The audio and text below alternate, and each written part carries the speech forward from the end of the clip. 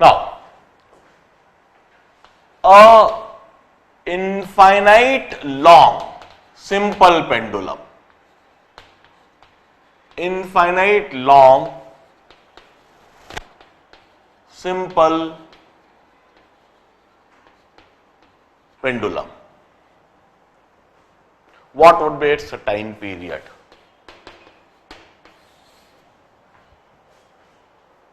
मेरा अगला सिस्टम, एक सिंपल पेंडुलम है, let's imagine its length is infinity, infinite length का है सिंपल पेंडुलम, इसका टाइम पीरियड क्या होगा? हमने टाइम पीरियड के लिए, सिंपल पेंडुलम के टाइम पीरियड के लिए हमने यह एक्सप्रेशन लिख रखा है, infinite long simple pendulum on earth surface, इसके लिए हमने यह टाइम पीरियड लिख रखा है। Do this expression hold?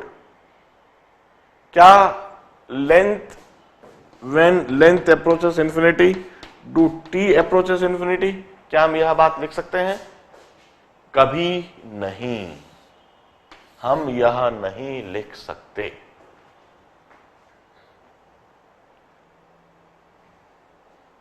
क्योंकि इस एक्सप्रेशन को डिराइव करते समय हमने कुछ एजम्पशंस कर लिए थे।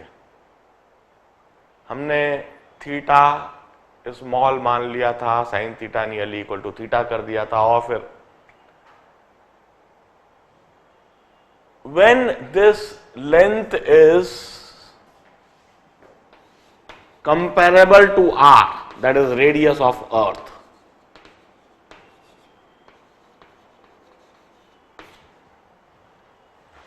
we can't apply this expression. ऐसी सिचुएशन में हमें दोबारा नए तरीके से सोचना होगा कि ऐसे इनफाइनाइट लॉन्ग सिंपल पेंडुलम के लिए टाइम पीरियड कैसे निकालें। ऐसे इनफाइनाइट लॉन्ग सिंपल पेंडुलम, यह एक्सप्रेशन सिर्फ तभी होल्ड करता है, it apply only if this length is very very small as compare to radius of earth. When the length is comparable to radius of earth, तब क्या होगा उसे मैं करना सिखाऊंगा। देखिए, अब इस सिचुएशन में when we have got infinite long simple pendulum,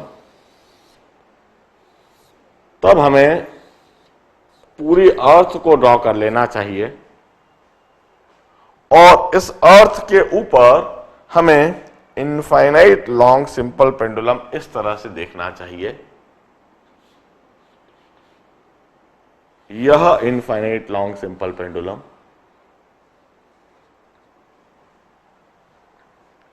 और इस सिंपल पेंडुलम को जब हम डिस्प्लेस करते हैं, स्लाइटली डिस्प्लेस करते हैं इस तरह से,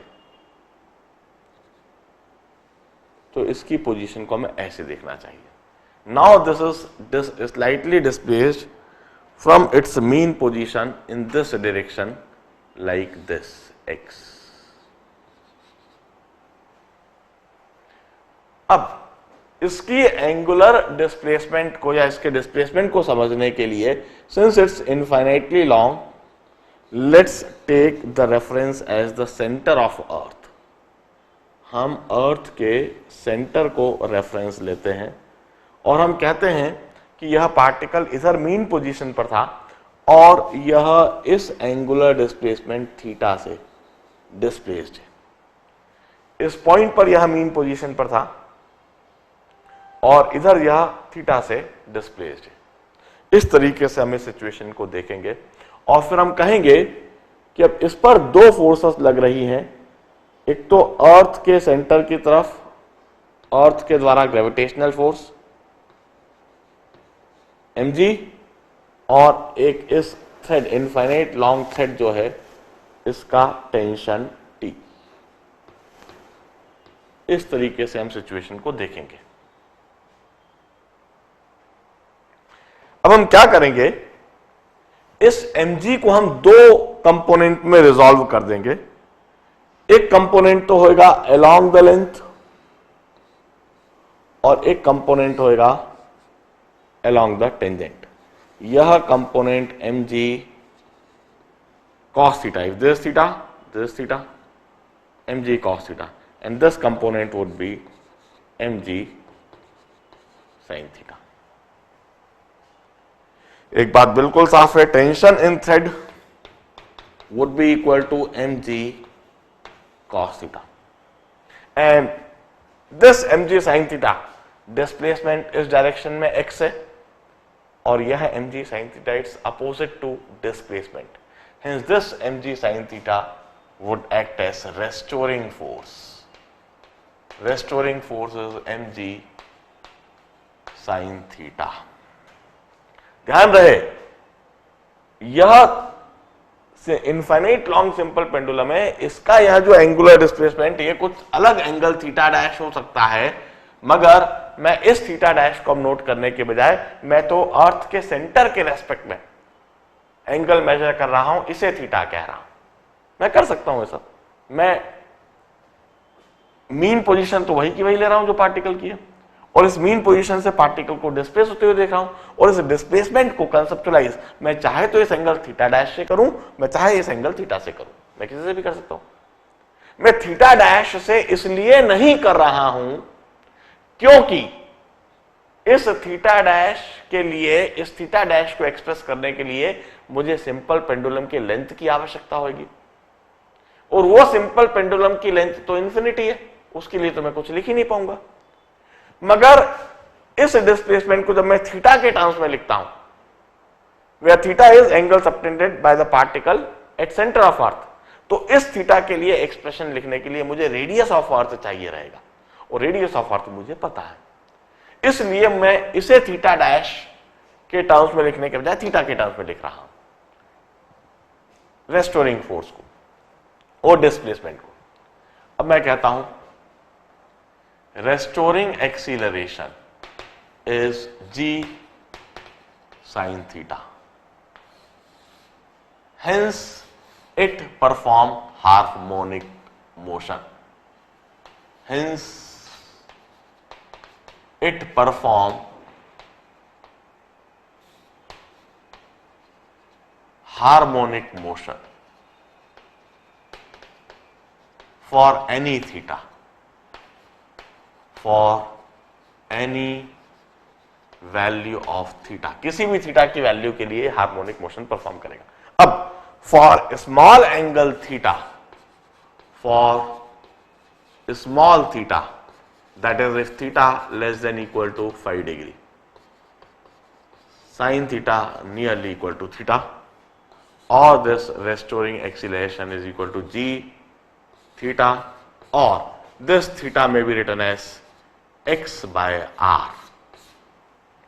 यह जो रेस्टोरिंग एक्सीलरेशन है, इसके लिए थीटा हम लिखेंगे x upon r. x is the arc length and r is the radius, or this acceleration is minus g by r into x. Hence it's SHM. इस तरह से यह SHM करेगा, और यदि यह SHM करेगा तो once again omega square is g by r, omega is under root of g by r, frequency of SHM is 1/2 पाई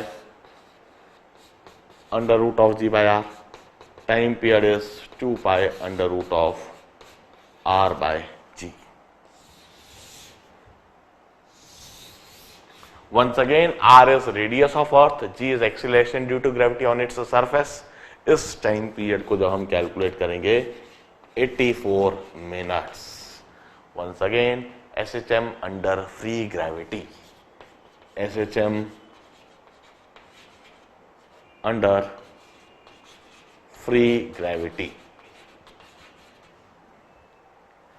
इसके लिए हमने बताया है जनरली यही एंगुलर फ्रीक्वेंसी और टाइम पीरियड का एक्सप्रेशन देखा जाएगा. टाइम पीरियड जनरली 84 मिनट्स देखा जाएगा. यह सिंपल पेंडुलम 84 मिनट्स में एक ऑसिलेशन पूरा करेगा, एक एंड से दूसरे एंड, वन एम्पलीट्यूड से दूसरे एम्पलीट्यूड तक 42 मिनट्स में पहुंचेगा. इसे नोट डाउन कीजिए, इस बात को समझिए. और जैसा मैंने कहा है, इस तरह के इनफाइनाइट सिस्टम एसएचएम करते हुए देखे जा सकते हैं। Will come across infinite number of problems, ढेर सारे problems. You start solving the sheet, you start solving the package, start solving HC Verma book as well. वहां पर अलग अलग तरह के सिस्टम, अलग अलग तरह के मोशन, अलग अलग तरह से पार्टिकल्स को एसएचएम करता हुआ देखिए। उनकी एसएचएम पहले तो प्रूव कीजिए, एसएचएम प्रूव करने के बाद उनकी फ्रीक्वेंसी और टाइम पीरियड के लिए एक्सप्रेशन निकालिए। मैं इतने ही सिस्टम बताता हूं। अब मैं एसएचएम की फिनिशिंग करूंगा अगले आर्टिकल में। मैं अगला आर्टिकल डैम्प्ड एसएचएम और resonating frequency, natural frequency, in term को डिफाइन करता हूं, इसको समझाता हूं। एसएचएम की थ्योरी पूरी तरह से अब फिनिश हो जाएगी अगले 10-15 मिनट में ही, और you start solving sheets and package. मैं 7-8 दिन का आपको समय दे देता हूं। इन 7-8 दिन में आप HCV भी सॉल्व कर लीजिए, पैकेज भी सॉल्व कर लीजिए। उसके बाद में मैं डिस्कशन चालू करूंगा और आप जो जो प्रॉब्लम कहेंगे सारे प्रॉब्लम डिस्कस करूंगा। मगर कोशिश यह कीजिएगा कि अधिक से अधिक प्रॉब्लम आप स्वयं कर सकें और आपके डाउट्स कम से कम हो।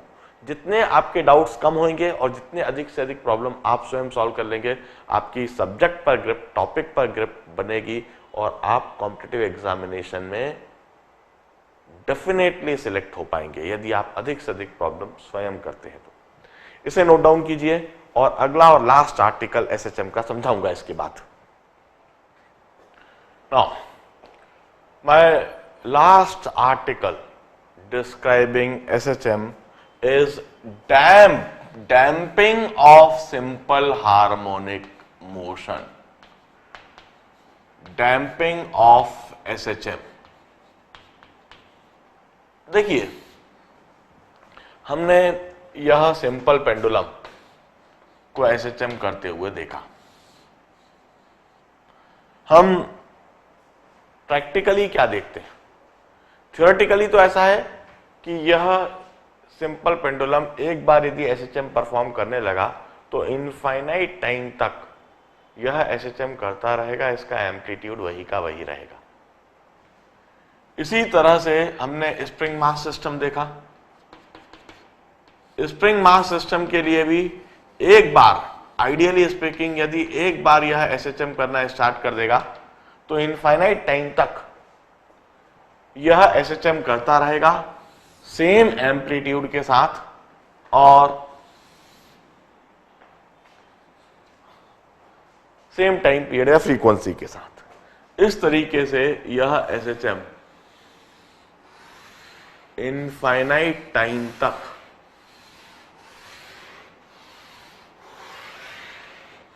एम्पलीट्यूड फिक्स रहते हुए आइडियली स्पीकिंग होते रहना चाहिए। मगर क्या ऐसा होता है? नहीं। हम अच्छी तरह से जानते हैं धीरे धीरे यह सिंपल पेंडुलम, इसका एम्पलीट्यूड कम होते जाता है और कम होते जाते हुए अल्टीमेटली तो रेस्ट पर आ जाता है। इसी तरह से स्प्रिंग मास सिस्टम, हमने जब इसको वाइब्रेट कराया, टू एंड फ्रो मोशन दी, एसएचएम करवाया, तो धीरे धीरे इसका एम्पलीट्यूड कम होते जाएगा और अल्टीमेटली रेस्ट पर आएगा। इसी फिनोमेना को हम कहते हैं डैम्पिंग ऑफ एसएचएम। ऐसा क्यों होता है, काहे को होता है, किस तरह से होता है, और हम इससे रिलेटेड और क्या क्या बातें लिख सकते हैं। हम कहते हैं यदि यह सिंपल पेंडुलम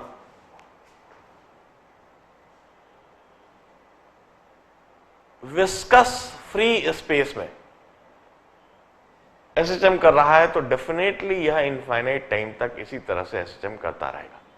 मगर जब हम इसे एयर में इस तरह से डिस्प्लेस करवाते हैं, एसएचएम करवाते हैं, तो एयर का जो विस्कस ड्रैग है, वह विस्कस ड्रैग की वजह से it keeps on losing its energy. यह अपनी एनर्जी लूज करता जाता है। Hence, the amplitude of SHM keeps on decreasing और SHM का डैम्पिंग फिनोमेना ऑब्जर्व होता है। यदि यह स्प्रिंग मास सिस्टम यदि फ्रिक्शनलेस सरफेस पर होगा, फ्रिक्शनलेस सरफेस पर जब इसकी कहीं कोई किसी तरह से कोई एनर्जी का लॉस नहीं होएगा तो इनफाइनाइट टाइम तक यह एसएचएम इसी तरह से करता रहेगा. But if this spring mass system is kept on a frictionful surface, तो फ्रिक्शनफुल सरफेस में during motion this system would keep on losing its energy against friction. जो SHM की एनर्जी है वह फ्रिक्शन में लूज होती चली जाएगी और since it keeps on losing its energy, hence the energy of SHM would keep on decreasing, amplitude of SHM would keep on decreasing and this would be a damped SHM. अब इस damped SHM का जो graph है हम कैसे बना सकते हैं? देखिए, मैं टाइम फ्रेम सेम रखूंगा. सबसे पहले मैं डैम्पिंग फंक्शन लिखता हूं, यह डैम्पिंग फंक्शन ड्रॉ करूंगा और फिर फाइनली मैं डैम्प्ड एसएचएम के लिए ग्राफ बनाऊंगा और उस डैम्प्ड एसएचएम के ग्राफ को ऑब्जर्व करके हम कुछ पॉइंट्स नोट डाउन जरूर कर लेंगे. मैं this is time axis. Damping function जो होता है that varies exponentially like this. यह एक्सपोनेंशियल डीके होता है. This is damping function. This is time के साथ में it's e to the power minus kt. This is damping function.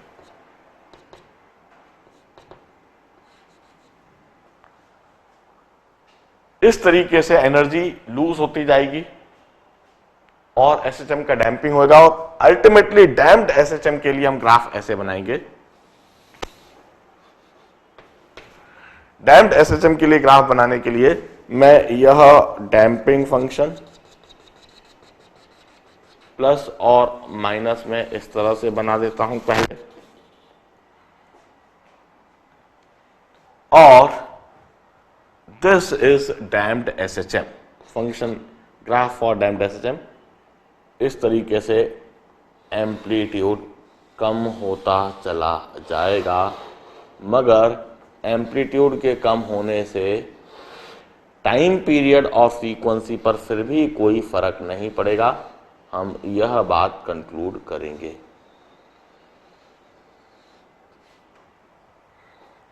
This is damped SHM.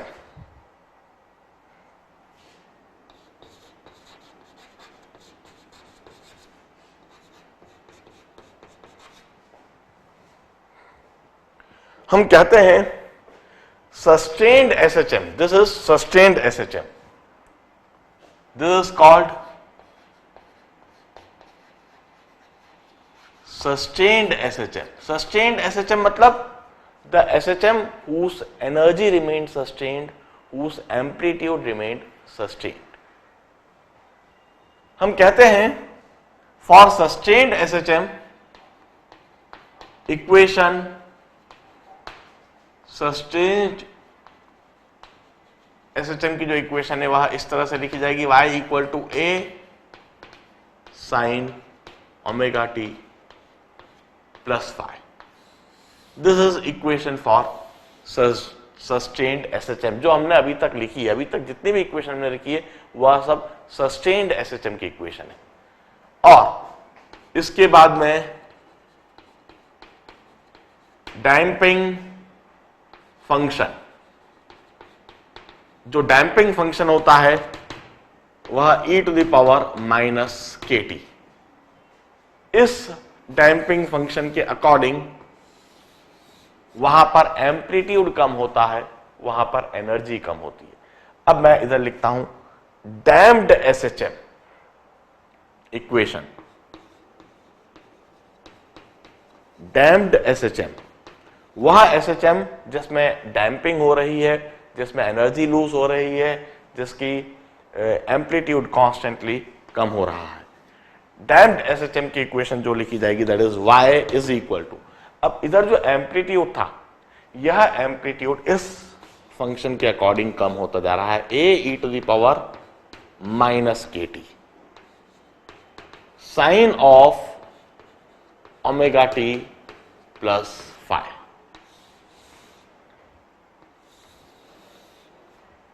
This is damped SHM equation. हम कहते हैं during damping phenomena, during damping phenomena of SHM, angular frequency or time period remains unchanged. Omega F and T remain unchanged. Angular frequency या frequency या time period पर कोई फर्क नहीं पड़ता है, while amplitude decreases, amplitude and energy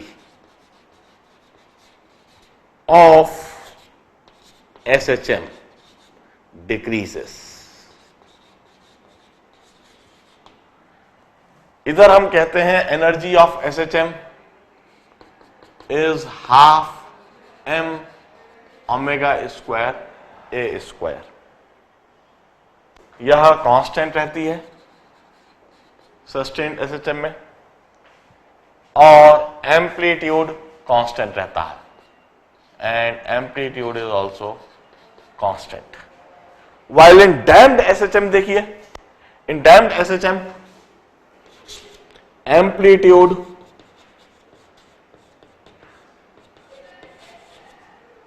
A at any time और amplitude A naught is A E to the power minus K T. It decreases, amplitude decrease हो रहा है। एनर्जी ई, जो एनर्जी है E, that is half M omega square A E to the power minus K T whole square, it also decreases, it also decreases with time। Time के साथ amplitude और energy दोनों कम होती है। और दोनों क्यों कम हो रही है भाई? एनर्जी इसलिए कम हो रही है because that energy is lost against friction और विस्कस फोर्सेस। मैं इधर यह पॉइंट लिख देता हूं, एनर्जी लॉस्ट अगेंस्ट फ्रिक्शन और viscous forces, they are dissipative forces. Viscous force is a dissipative force, frictional force is a dissipative force. Any work done against this force get lost in the form of heat or other energy. In force के against जब भी कोई work होता है तो mechanical energy lose होती है, kinetic energy lose होती है, पोटेंशियल एनर्जी लूज होती है, टोटल मैकेनिकल एनर्जी का नुकसान होता है। इस तरह के फ्रिक्शनल फोर्स और विस्कस फोर्सेस होने पर वहां पर एनर्जी लूज होती जाती है, एनर्जी ऑफ एसएचएम कम होती जाती है। इधर मैं लिखता हूं SHM energy, energy of SHM, energy of SHM is lost against friction and viscous forces. और इस वजह से सिंपल हार्मोनिक मोशन का डैंपिंग होता है। मगर एक बड़ी इंटरेस्टिंग सी बात यह है कि डैंपिंग के दौरान भी एसएचएम की एंगुलर फ्रीक्वेंसी, फ्रीक्वेंसी और टाइम पीरियड पर कोई फर्क नहीं पड़ता है। और इसी वजह से इस सिंपल पेंडुलम को या इस तरह के सिस्टम को टाइम मेजरमेंट के लिए इस्तेमाल करा जा सकता है और इनफैक्ट करा जाता है। नाउ मैं लास्ट आर्टिकल, आखिरी छोटी सी बात समझाऊंगा एसएचएम की रिजोनेटिंग फ्रीक्वेंसी और नेचुरल फ्रीक्वेंसी। प्लीज इसे नोट डाउन कीजिए। Let me teach you the last article related to this simple harmonic motion, and that is the concept of resonating frequency. Resonating frequency और natural frequency में यह term समझाता हूं। देखिए, हमने यह जो सिंपल पेंडुलम बनाया, यह सिंपल पेंडुलम लेंथ एल का, इसके लिए जो हमने फ्रीक्वेंसी निकाली 1/2 pi under root of G/L, इस फ्रीक्वेंसी को हम इस सिंपल पेंडुलम की रिजोनेटिंग फ्रीक्वेंसी या नेचुरल फ्रीक्वेंसी कहते हैं। जैसे हमने इस स्प्रिंग मास सिस्टम के लिए, यह स्प्रिंग मास सिस्टम है, इस स्प्रिंग मास सिस्टम के लिए हमने एक्सप्रेशन लिखा frequency is under root of K/M। This frequency of simple pendulum is termed as resonating frequency or the natural frequency। जैसे हमने U shaped ट्यूब लिया था और इस U shaped ट्यूब में हमने L लेंथ तक लिक्विड को फिल करा था और इसके लिए वंस अगेन फ्रीक्वेंसी लिखी थी under root of G/L। This is termed as resonating frequency और नेचुरल फ्रीक्वेंसी। हम कहते हैं इस फ्रीक्वेंसी के साथ में यदि हम इन सिस्टम को एनर्जी देंगे या इस फ्रीक्वेंसी के साथ में ही यदि हम इसको डिस्टर्ब करेंगे, then this would be termed as resonating frequency. वहां पर रिजोनेंस होएगा और वहां पर सिस्टम के अंदर एनर्जी एक्यूमुलेट हो जाएगी, एनर्जी एड अप हो जाएगी और यह सिस्टम सस्टेन्ड एसएचएम करता रहेगा। System would perform sustained SHM if energy और डिस्टर्बेंस और amplitude is given at this same frequency, at the same rate. Any system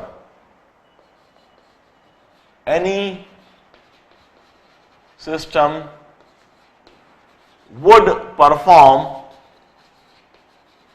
sustained SHM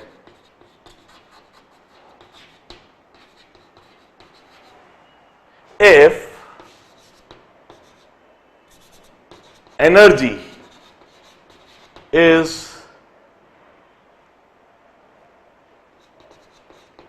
injected with natural frequency।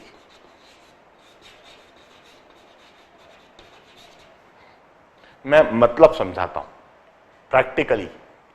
जैसे एक बच्चा झूला झूल रहा है, क्रैडल है, लंबी रस्सी से बंधा हुआ प्लेटफॉर्म है और उस पर बच्चा झूला झूल रहा है।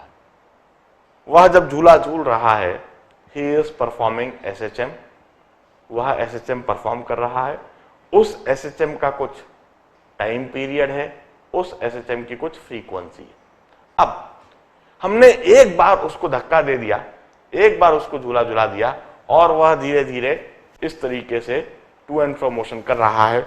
धीरे धीरे उसका एम्पलीट्यूड कम होता जाता है, धीरे धीरे उसकी एनर्जी कम होती जाती है और वह धीमा होता जाता है और अल्टीमेटली रेस्ट पर आता है। उसको हमने कहा डैम्ड एसएचएम, उसको हमने डैम्ड एसएचएम कहा।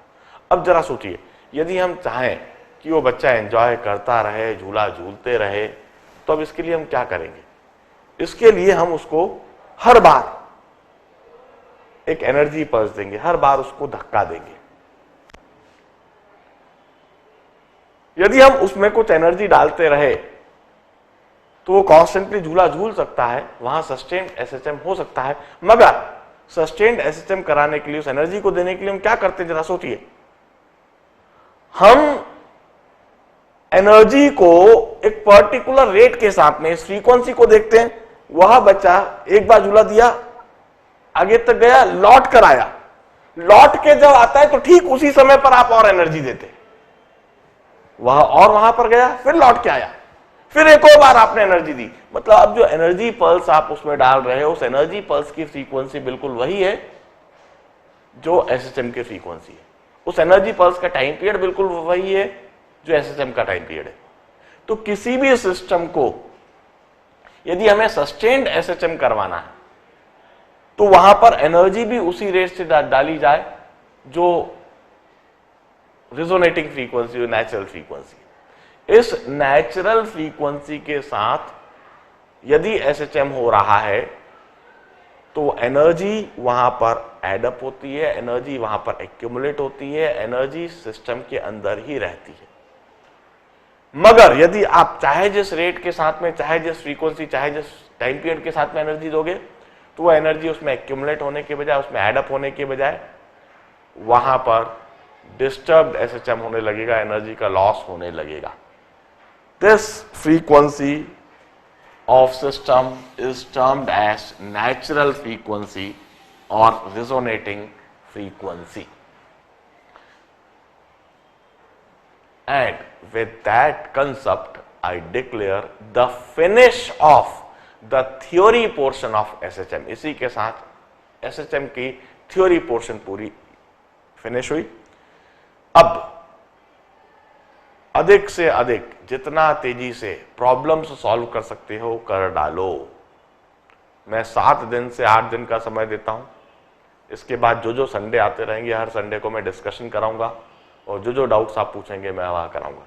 मैं सबसे पहले HCV का डिस्कशन कराऊंगा, HC वर्मा, उसके डाउट सारे लेकर आओ, उसके डाउट सॉल्व कर देता हूं।